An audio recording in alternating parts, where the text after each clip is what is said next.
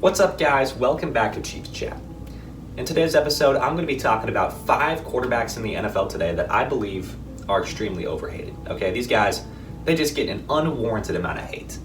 Whether it be on social media, whether it be just, me in my everyday life talking to another football fan. These guys talking to me about how sucky these quarterbacks are, and I just want to talk to you guys about it, because some of these things I just don't understand. I just don't get it, I just feel like as a football fan myself, I can acknowledge the fact that, there are some quarterbacks in the NFL today that are definitely underperforming. Guys who probably should be doing better than they actually are. But I don't hate on guys for it, I just don't understand it. So we're going to talk about it, we're going to discuss it, and you know what? Let's not waste any time. Let's go to the first person I want to talk about, okay? I'm just going to go ahead and get this out of the way. All right, you guys know, I'm a Chiefs fan, obviously, as if it wasn't clear enough. And the first person I want to talk about is Tua Tagovailoa, this guy on the Miami Dolphins. One of the most overhated players in the NFL right now. I think we can all agree this guy is extremely overhated. Has he done much in the NFL yet? No, he has not. But I think he's still a solid quarterback. And the second that Tyreek Hill joined the Miami Dolphins, this guy all of a sudden was the most hated player in the NFL. Now I understand, I get it. A lot of people are questioning the decision. Why did Tyreek Hill leave for Tua when he had Patrick Mahomes? That's definitely, that thought crossed my mind quite a few times. But I still don't believe that warrants, an absurd amount of hate in Tua's direction. This guy, he's a pretty solid guy. There's a reason that they're giving him the keys to the car down there in Miami. Okay, this guy, he's showing potential. Not only is he showing potential, he is proving, last season and the season before that he can make some crazy throws. He can do some cool things, Not necessarily a deep ball threat. We've all seen that. But, on short, intermediate passes, he can really deliver the ball. I mean, there's a reason that last season, I believe he was at least one of the most accurate passers in the NFL, had the, one of the most highest completion rates, which is just really solid. Something that really shows this guy's going out there and balling out. Okay, and I'm a Chiefs fan. This is coming from a Chiefs fan right now, okay? I am a Chiefs fan, and I am sitting here telling you guys that I think Tua is overhated, okay? I think that warrants, a little bit of a, calm down, guys, okay? I mean, if anyone should be mad, it's me. If anyone should hate Tua, it's me. But I don't hate the guy, okay? I think he's a solid guy. And I really do wish him the best of luck over there in Miami. He's got Tyreek Hill now. That's great. Good for you guys. That's fantastic stuff. I know that, Tyreek Hill, a lot of people like to call him a deep ball threat, and he definitely is. I mean, he can go up there and get it, even though he is pretty small. But really, a lot of what he brings to the table is yards after catch. Get a short pass, turn around, make some moves, get a lot of yards. And I think he's going to do a lot of that in Miami. He might have a career year. We'll see. But moving on, okay, we got Tua out of the way. And for these next couple of guys, I kind of want to pair them together because I think they have similar stories. But I'm not. I'm just going to start with Carson Wentz. Okay, Carson Wentz is a guy I want to talk about. Everybody hates Carson Wentz. I mean, everybody thinks that Carson Wentz sucks at football. And I really don't believe he does, okay? I really do not. Carson Wentz, let's not forget this guy. I think it was 2016, maybe 2017. This guy, through the first half of the season was the favorite to win the NFL MVP award. Okay, let's not forget that, He was leading a very strong, dominant Eagles team in the NFC, and he was doing a fantastic job. I mean, that Super Bowl team, they did it without Carson Wentz, but I think we can all agree they would have dominated with Carson Wentz. I mean, that team was set up for success. I think things would be so much different now if Carson Wentz never got hurt and he was able to actually lead that Eagles team to the Super Bowl. I think everybody would look at him in a different light. I really do. But now, the injury happened. Nick Foles won that Super Bowl. And ever since, he's kind of underperformed. Hasn't been as solid as he was during that one season in 2017, okay? But let me tell you, okay, he was not in a great situation after that Super Bowl win. I mean, they didn't even really have any good receivers during the Super Bowl.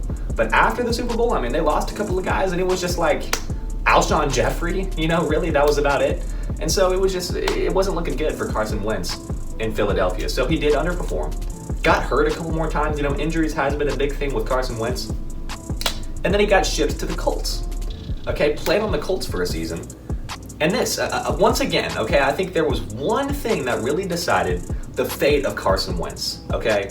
They were primed and ready for a playoff run. I mean, everybody was talking about, oh, Jonathan Taylor, Michael Pittman, you got a couple of guys on defense, you got Darius Leonard. I mean, you got guys on that squad that can really play. So a lot of people were talking about playoff run. You know, maybe this team can make some noise. They got Jacksonville in week 17. That should be an easy game, and then they'll be set up for a playoff run. But guess what happened, okay? The Colts lost to Jacksonville. Okay, Carson Wentz had a terrible game. I'll admit that. But I think that one game is really what everybody's looking at when they're thinking about Carson Wentz. I mean, we got to think about the season he had in Indianapolis. It really wasn't too bad. It really wasn't. I mean, honestly. He played pretty well. But again, man, there's just one thing about that season that really just derailed Carson Wentz's legacy. And then, of course, he got traded to the Commanders, where he is right now. You know, primed and ready to be the starter on that team. You know, a lot of people don't want him to be the starter. A lot of Commanders fans were upset when they traded for Carson Wentz, but you know what? I mean, give him a shot, honestly. Give him a shot, Commanders fans, because I think Carson Wentz, he's got the tools necessary to be a successful quarterback in the NFL. He just needs the right situation. And I think with Terry McLaurin, Antonio Gibson, he's got a solid guy to really rely on when throwing the ball, and he's got a solid guy to hand the ball off to. I think Carson Wentz should be pretty happy about the situation he's in, and obviously he's looking for, some commitments, clearly. I mean, he spent a year with Indianapolis, thought he played pretty well, and he wasn't able to get that commitment from Indianapolis. And I really questioned the decision by Indianapolis to let go of Carson Wentz, okay? I really did. And part of it is just like, there's got to be something about that situation that we don't know about. Because he really didn't play too bad. He almost led them to the playoffs. You know, why wouldn't you want to running back with a guy who played pretty solid at the quarterback position? But, we never know nowadays. There's always stuff going on behind the scenes, and I think Carson Wentz, maybe he just wasn't a good guy in the locker room. And in that case, that's just tough, Carson Wentz. You got to fix that. Because I do believe Carson Wentz is a solid quarterback in the NFL. Next guy I want to talk about, okay, now that I think about it, I might make this list 6, okay, I really do. This video is going to be long, but I might make this list 6 quarterbacks. I got a lot to talk about, but next guy I want to talk about, this is the guy who I kind of, wanted to pair with Carson Wentz because I think he has a similar story, and that's Mitchell Trubisky. Mitchell Trubisky, he's also got the same kind of, play style. He's got a big athletic arm. He can do some crazy things. But again, once upon a time here, Mitchell Trubisky was a Pro Bowl quarterback, in the Pro Bowl with Patrick Mahomes and Deshaun Watson, just balling out, doing some great things, on a fantastic Bears team, and he was solid. At that point in time, everybody was looking at him like a god, everybody was like, the Bears getting Mitchell Trubisky with the number 2 pick, not a bad choice, not a bad selection. But you know what, man? Things just didn't go well for Mitchell Trubisky, okay? Not at all, okay? He took them to that crazy playoff run. They went 12-4, had a fantastic defense. And then it just, went to poop in the playoffs, Things just didn't go well in the playoffs. And again, it's one of those legacy-defining moments for Mitchell Trubisky because really after that, he was never the same. And I think it's a similar situation because, who did they really have? They had Allen Robinson, I guess, They had a couple of other guys, that were kind of solid. But, they really didn't have, a guy that he could really rely on over there in Chicago. And so things just didn't go well for Mitchell Trubisky. He won the MVP award, and by MVP I mean N, not M. So that's a fantastic accomplishment for him. Good for Mitchell Trubisky winning the Nickelodeon Valuable Player Award. That's just great. But it just didn't go too well for Mitchell Trubisky. Got shipped to Buffalo to sit behind Josh Allen, and really I think everybody can agree one of the best, if not the best, backup quarterback in the NFL last season. Just sitting there. This guy, he is capable of being a starting quarterback in the NFL, and I think he probably will be a starter for the Pittsburgh Steelers next season. Have Kenny Pickett sit behind Mitchell Trubisky because this is a guy, I think, he's been in the league for quite a few seasons now. I think that Kenny Pickett can really learn a few things from Mitchell Trubisky, especially since he's experienced as much as he has. Learn from Mitchell Trubisky. I think the Steelers would be stupid not to start Mitchell Trubisky and let Kenny Pickett learn. Because Kenny Pickett, he's not going to be successful if you just throw him in immediately. I can tell you that right now. If they start Kenny Pickett his rookie season, at any point during his rookie season, it's not going to be good. You guys know I'm a Chiefs fan. I watched what happened here in Kansas City when Patrick Mahomes got drafted. We did the right thing. We let him sit behind an experienced veteran, a guy who is a proven winner. And guess what happened? He became a proven winner. It's pretty simple. Mitchell Trubisky may not be your definition of a proven winner, but he does have the experience necessary to mentor a young quarterback. That's what they should be doing in Pittsburgh, if you ask me. Okay, and I do think Kenny Pickett has a shot at being a successful quarterback if he sits behind Mitchell Trubisky. Give Mitchell Trubisky a shot. He deserves it. If he balls out, trade him to another team, get a couple of draft picks in return, and maybe Mitchell Trubisky can make something of his career. It's just crazy. Okay, those two guys I really wanted to pair together because I think they have similar stories, Carson Wentz, Mitchell Trubisky, but honestly, you guys debate in the comments who you think is the better quarterback. I honestly do believe it's Mitchell Trubisky, even though he's not in the best current situation. I really do think Mitchell Trubisky, he's got a lot of talent. There is a reason he was selected at number 2 over Patrick Mahomes, over, Deshaun Watson, over all those guys. But yeah, that's it for them. Okay, so the next player I want to talk about, and this is a guy, he was kind of the first person that came to my mind when I was really thinking about players in the NFL today that are just overhated. And I think the most, overhated quarterback in the NFL today, it might be Lamar Jackson. It just might be Lamar Jackson, okay? And I just don't understand it. I understand that Lamar Jackson has a very specific way of playing football, and specifically playing the quarterback position. It's not traditional. Very, very, very untraditional. This guy, he takes a snap, and the first thing he does is looks to pass, and then within a split second, he's taken off. It's like, whoa, what's going on? But you know what, man? I don't care. Back in 2018, everybody was like, whoa, this is so cool. This guy's running the football. This guy's doing some crazy things. And on top of that, he was playing pretty good when he was throwing the ball. He had like 36 touchdowns, only 10 interceptions, something like that, and 3,500 yards, which are really, really solid stats for a starting quarterback. And on top of that, he had 1,000 rushing yards, which definitely warrants an MVP season. He got that MVP award. And then it seems like, for some reason, everybody just hates on the guy. I don't understand. He's been, pretty solid even after that. He is the same guy that he was back in 2018, doing some crazy things, and people, for whatever reason, I feel like just don't appreciate what he does as much anymore. Because honestly, let me tell you, I feel like I'm kind of like reverse in this situation. Everybody back in 2018 loved the guy, and now everybody's kind of like, eh. Well, for me personally, back in 2018, I was the one that was kind of like, yeah, this is weird. This is kind of crazy. But now I can sit here and appreciate that what Lamar Jackson does wins football games, plain and simple. When this guy's on the field, he wins, okay? It may not be traditional. He does not win football games in the sense that you think, a Peyton Manning would do or John Elway would do, but he does it in his own way, and he does it differently from Michael Vick even. A lot of people compare him to Michael Vick. I think Lamar Jackson is more of a running quarterback than Michael Vick. We have never, ever seen a quarterback in the NFL anything quite like Lamar Jackson. This guy is special, and I just don't understand why he gets all this hate. Okay, I know people thought that he pooped his pants on the field, whatever. And I even, I made a couple of jokes about that too. It was kind of funny. Who knows if it was actually poop? I don't know. But either way, this guy's a great football player, and I can acknowledge that. And I really do hope that they find some success at some point. They're not gonna dethrone the Chiefs in the AFC, but maybe a couple of playoffs wins. That'll look good on Lamar Jackson's resume, and things will be looking up for them. They're definitely a team that I worry about, and I will continue to worry about the Ravens. Lamar Jackson, he's solid. Obviously, I'm going to worry about the Bills, but I'm also going to worry about Lamar Jackson and the Ravens. I definitely have that team on my radar. Next quarterback, all right. I think we got 2 more. Baker Mayfield. Baker Mayfield's a guy who I just came up with, honestly. I was talking about this list, and I came up with Baker Mayfield. I think he's a guy that we need to talk about. Because, I just don't understand it. The situation in Cleveland, I think it was just super sad, okay? For years. For so many years. They were drafting these first-round quarterbacks, getting all excited, and then just disappointment. Every single person they drafted, I can't even name half of them. That's how terrible it is. And these guys are top college prospects getting drafted in the first round by the Browns. Everybody gets excited. That whole organization gets pumped up, and it just never works out. Never, ever does it work out, okay? It's just terrible.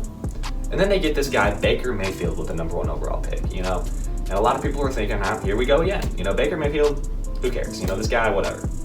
But then he comes in and he actually starts to make a difference, okay? He comes in, and the second I mean, literally the second that he comes in for the Browns, he creates a positive impact on that team. He immediately goes out there and gives them their first win in 18 weeks. I think it was 18, it might have been 17, but it was something crazy like that. And Baker Mayfield immediately, as a rookie, was making an impact like that, which is just absolutely insane. And on top of that, okay, he led the Browns to the playoffs as the starting quarterback of that team, okay? And that's something that a quarterback for the Browns, especially a quarterback that has been drafted by the Browns, has not been able to do for quite a while. And then here comes Baker Mayfield doing it, getting it done, playing pretty solid football, okay? But here we are, okay? And now Baker Mayfield is in a terrible situation with the Browns and they're trying to trade him. What are you guys doing? Okay, I'm honestly asking, members of this Browns organization and people that are fans of this Browns team, why is it that you guys hate Baker Mayfield so much? I mean, I wasn't watching him every Sunday. Maybe he was doing some things that I haven't been, watching every week. But I just don't understand. This guy brought so much success to your franchise. You guys would not have the team that you have right now without the contributions of Baker Mayfield. You guys would still be in rebuilding mode. Okay, this guy took you guys to the playoffs. One of the first players in such a long time to be able to bring success to the Browns organization, and you guys just threw him away. You guys just absolutely hated the guy. And I mean, now look at your situation. I mean, things aren't looking much better, frankly. You guys traded for Deshaun Watson, gave up so much money, it's not looking good. And Deshaun Watson, he's probably not even going to play this season. If it were up to me, I don't think Deshaun Watson deserves to play in the NFL ever again with all these allegations going on and everything that's been happening with him. So, Browns fans, I really do hope you're happy after everything that's happened. Just throwing away your promising young quarterback. Baker Mayfield, he was doing so much for your organization. And now you've got Deshaun Watson. This dude's got 612 freaking civil lawsuits against the guy. I mean, I've lost count, honestly. It's so many. So, that's one of the guys I wanted to talk about. I think the last person that I want to talk about is Dak Prescott. Okay, quarterback for the Cowboys. I think he's definitely overhated. And it's all because of the team he's on, really. I think everybody just hates on the Cowboys, Cowboys fans, I will admit, they are a little annoying, but I know some guys that are fans of the Cowboys that aren't too bad. Come on. Let's not paint a bad light on the whole franchise just because they've got a couple of annoying fans, Oh, America's team, yeah, it's annoying, I understand, but some of these guys, some of these fans are very die-hard, loyal fans, reasonable people. They're not going to be, going crazy and saying the Cowboys are going to win it this year, blah, blah, blah, but, honestly, that's one thing I don't understand as well. People looking at other fans of other organizations that are saying, oh man, this could be our year, especially, fans of teams that make the playoffs consistently. I feel like they have a good reason to want to say, oh, this could be our year. But people look at that and they're like, you're stupid. Oh, the Cowboys suck. They're not going to win. They're not going to do anything. I mean, they made the playoffs last year. Who's to say they can't make a playoff run? I think they have a shot. They haven't shown a lot of success in the playoffs, but I think if they're a consistent playoff team, that means they're a good team. And if they can add a couple of pieces that'll make them better, we could be looking at a Super Bowl team. I don't feel like we should be, clowning fans for trying to say, oh, this could be our year. It's like, well, you're kind of doing the same thing with your own team. Everybody, every fan of every single team, sits there and hopes, oh man, this could be our year. But, if you say it out loud, all of a sudden it's like, oh, you suck. But yeah, Dak Prescott, I think just because of the organization he's on, he just gets clowned on. Okay, this guy, he's a solid player, and he's a really solid guy. He's a cool guy. He's chill. He can do some cool things. And really, the only thing that I think people really had, the only reason I feel like people had a good reason to clown on Dak Prescott was when they were doing contract negotiations and he was declining $35 million and that kind of stuff. I think that was a little crazy, but they got all that worked out, and I really do think he's in a good situation in Dallas. He's on the team he wants to be on. I don't think we should be hating on the guy as much as a lot of people are, but that's the Cowboys for you. Everybody's going to hate players in the Cowboys. That's probably the way it's always going to be. But anyway, this one's a long one, but I appreciate you guys. Those of you who did make it to the end of the video, I appreciate you guys very much, and I will see you guys in the next Chiefs chat. Peace out.